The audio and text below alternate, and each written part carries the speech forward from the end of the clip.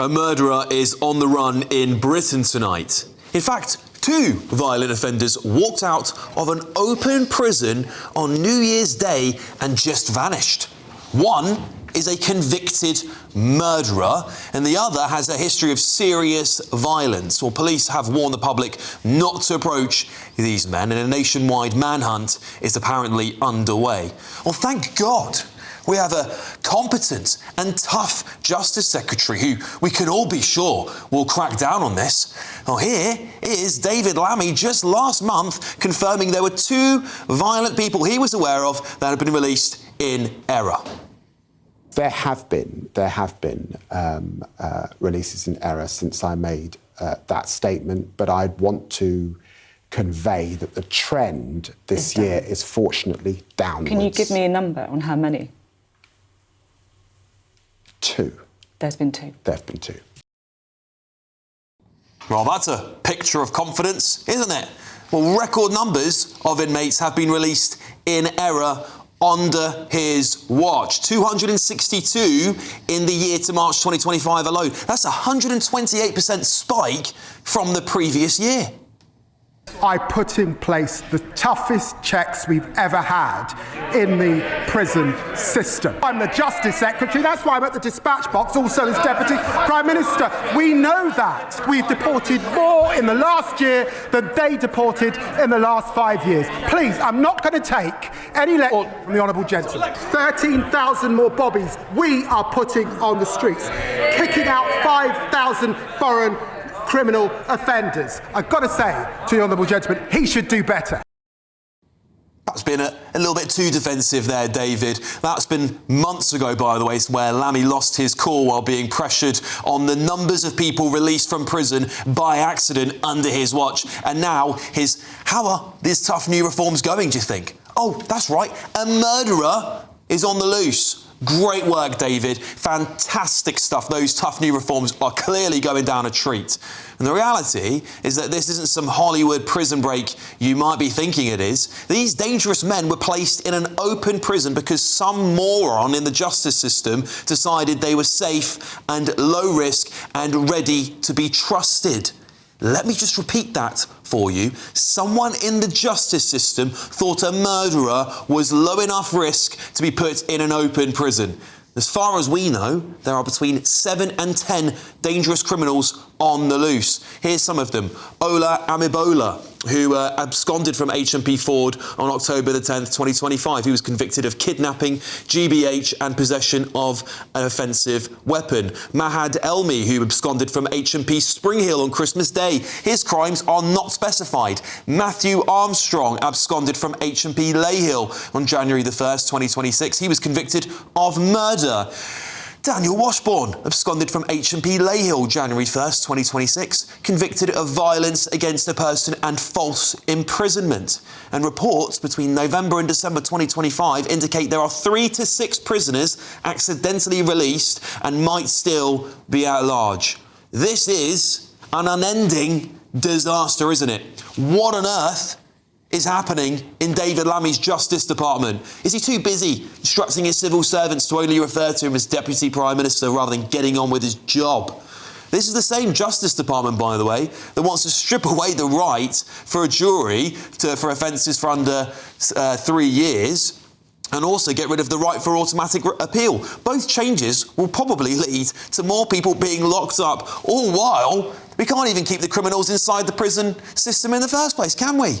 It is nuts. It's totally insane. It's pure negligence. It's incompetence of the highest degree. And at this point, I simply don't think any of them sitting in our highest office, our highest political offices, are even capable of managing the basic functions of our democracy. Britain has just become a complete circus and a laughingstock. I've got a fantastic panel. There's nothing more important than keeping your money and your identity safe online. And with so many VPN options available, choosing the right one can be pretty daunting. But this video's sponsor, ExpressVPN, is making the choice easier for GB News viewers. ExpressVPN is offering up to 75% off, plus 4 extra months free. That's top-level security from just £2.49 a month, and you're covered by their 30-day money-back guarantee. So just click the link in this video's description or scan the QR code now. Remember, when you're online, you are often sharing personal data, so hackers can steal your information, your passwords, your photos, and your bank details in just seconds. But ExpressVPN encrypts your connection, making it virtually impossible for hackers to access your personal information. So why choose ExpressVPN? Well, it couldn't be easier to use. With just one click, you are protected. And ExpressVPN uses military-grade AES 256 encryption, which is the same standard trusted by the US government to guard their classified information. With their new tiered plans, you can protect up to 14 devices at once and manage passwords securely. Live chat support is available 24/7, and it typically connects you in under a minute with a real person. Click the link in this video's description or scan the QR code to get up to 75% off ExpressVPN, plus 4 months extra for free. Start protecting yourself today with ExpressVPN. To talk about this, Dr. Lisa Mackenzie's on the panel tonight. I've got former Met Police Detective Peter Blexley and businessman and activist Adam Brooks. Peter, I've got to start with you. This is utterly nuts. What is happening in Britain? 3 things, and I'll be quick.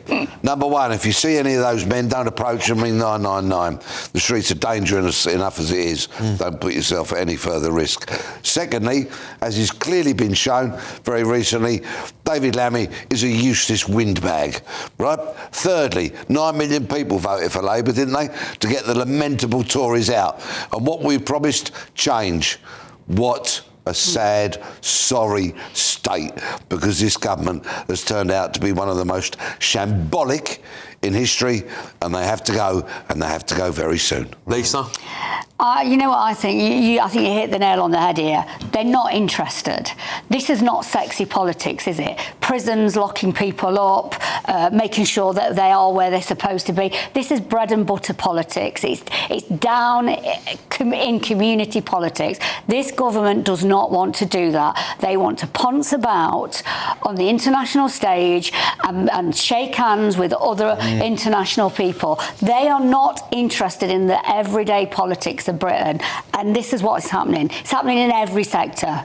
Adam, Labour, the government would argue this. They would say that they inherited the mess from the Tories, who didn't build new prisons, left the justice system in a state. What do you make of that argument? There is truth to that. The Tories' record is abysmal. But what Labour are doing, and what they have done in 18 months, has turbocharged the destruction of this country.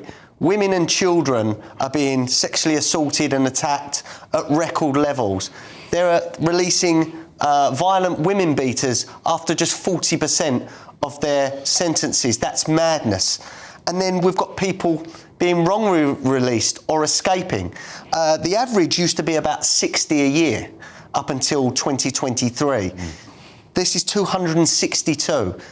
I can see why the conspiracy theorists out there think they're doing it on purpose, because you cannot be this bad at your job. You just cannot be this bad. I'm sorry, it is a joke. Do you think the Tories have got something to answer for on this as well? They have. Look, we need to build prisons. Of course we need to build prisons. We need to stop incarcerating people that say hurty things on the internet. You know, every time I do a tweet or a social media post, I'm thinking, you know, is Starmer's stormtroopers looking at me on this?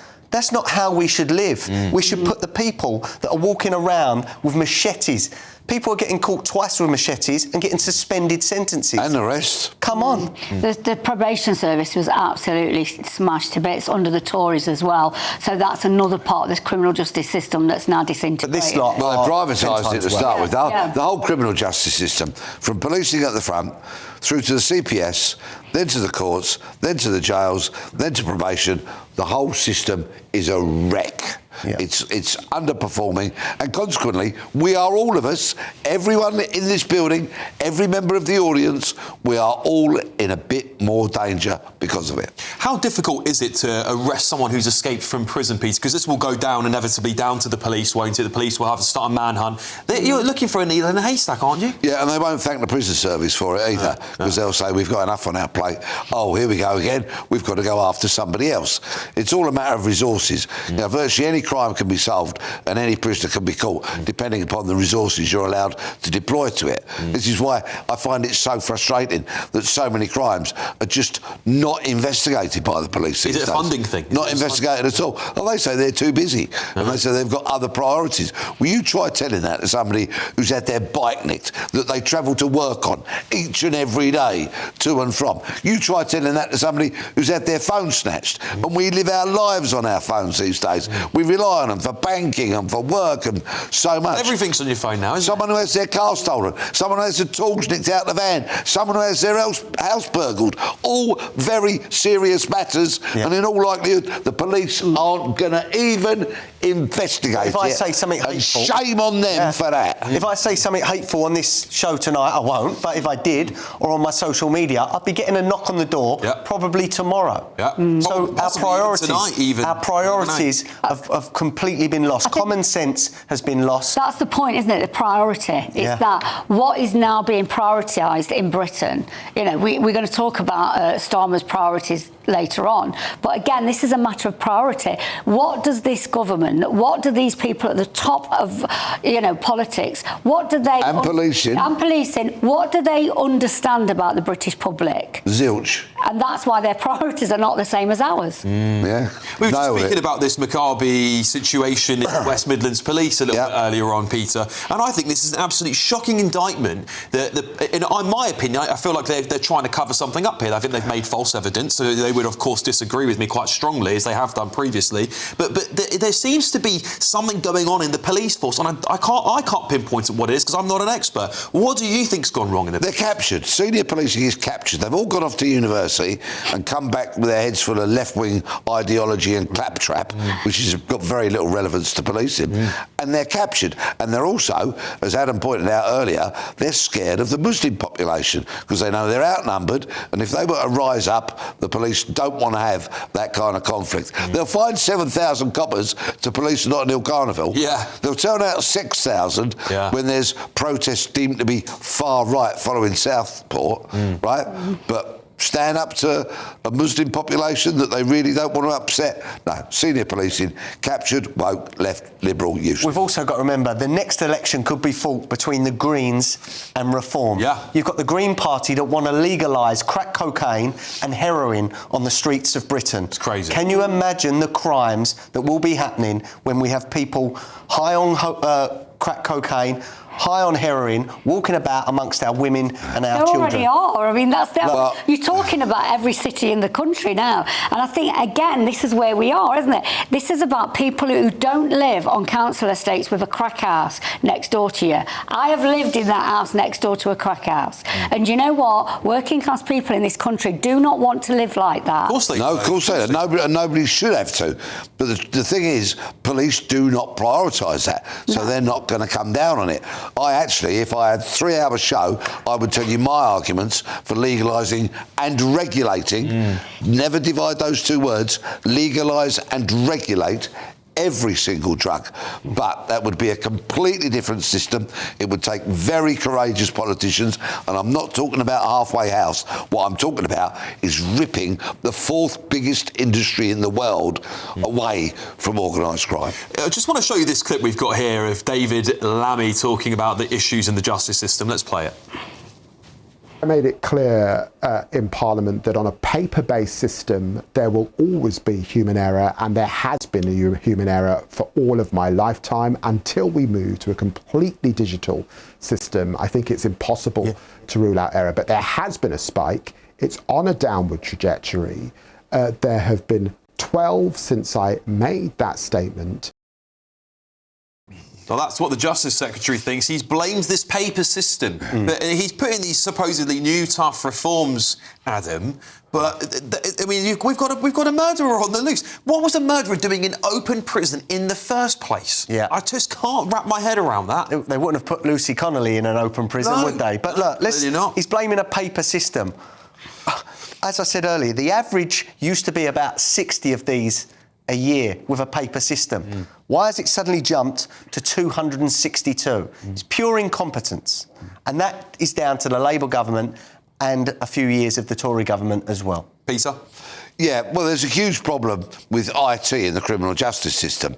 And what happens, you see, is smart suited, well, they don't wear suits these days, but those sharp IT types, OK, they go in to sell a system to the public service. It happens in the NHS, wherever it happens, and they have them over. They completely and utterly have them over. And what happens a lot of the time is these systems are not road tested and designed by the people that use them every day. If you want a system for processing the paperwork for shoplifters, you should have frontline PCs road testing that IT, sitting there with the designers saying, we need it to do this, we need it to do that, we need it to do the other, and having somebody from the CPS there, so you avoid all the duplication and all that kind of stuff. But public service, they waste our money, they get had over by sharper-minded people, and so this nonsense carries on. It's unsuitable people in the wrong jobs. That's what we've got. We've got people who have never lived a life on a council estate. They don't know what the problems are, and to be quite honest, they don't care. They're not there for us, they're there for them. But they're very good at filling out a spreadsheet. Oh, yeah. or ticking a box. Top skills. Yeah. Top skills. Right, listen, a prison service spokesperson has said this. Absconding is a serious criminal offence, and any prisoner who commits this crime could face longer behind bars. The police are working urgently to recapture these individuals, and we urge anyone with information to go to the police. All right, there you have it. That is the right of response there from the services.